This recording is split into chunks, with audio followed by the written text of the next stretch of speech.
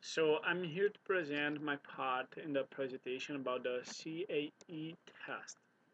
The writing part of the CAE test makes you to prove that you are capable of writing the different types of tests in English. The basically types of tests in English are essays, letters, emails, proposals, reports, and reviews. You have 90 minutes to answer the two parts that the test is divided into. And for each part, you answer only one question. Part 1 is a compulsory question, and part 2 you have to pick one question out of three choices.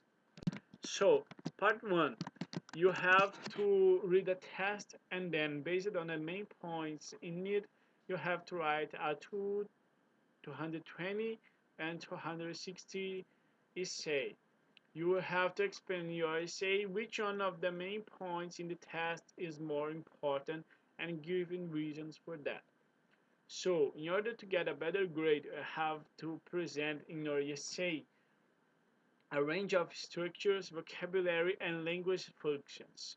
It's important that you use your own words to describe and give reasons.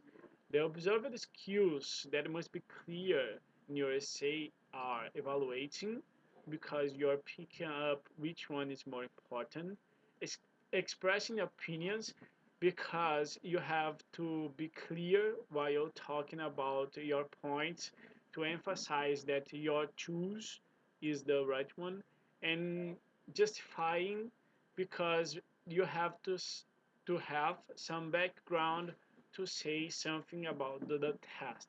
So you will read and write an essay giving reasons for which one is the best one, is the more important one. Part 2.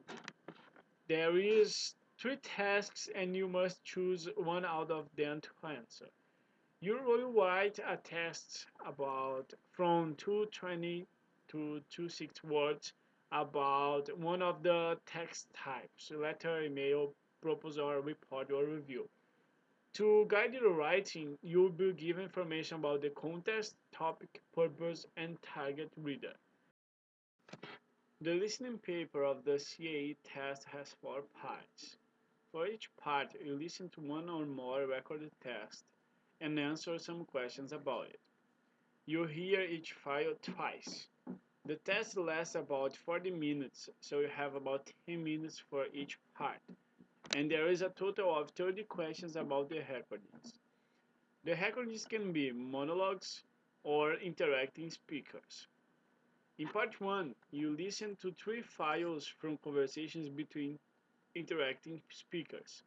There are two multiple choice questions for each file, and you have to choose A, B, or C. So, in the end of the part 1, you have answered 6 questions, 2 for each file. For this part, you should practice listening for feeling, attitude, opinion, gist, agreement, and etc. Part 2 is based on the sentence completion style of question.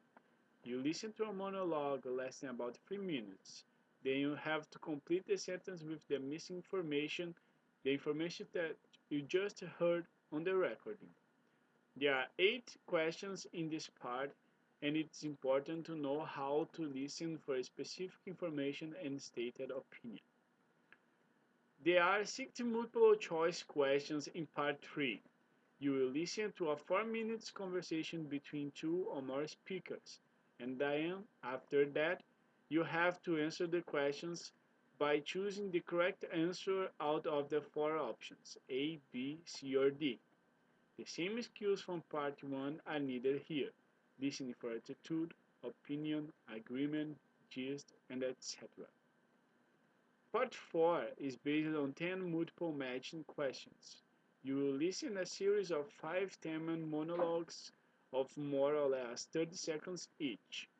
Then, on the question paper, there are 2 tasks, and for each task, you have to match each of the 5 speakers to one of the 8 possible answers.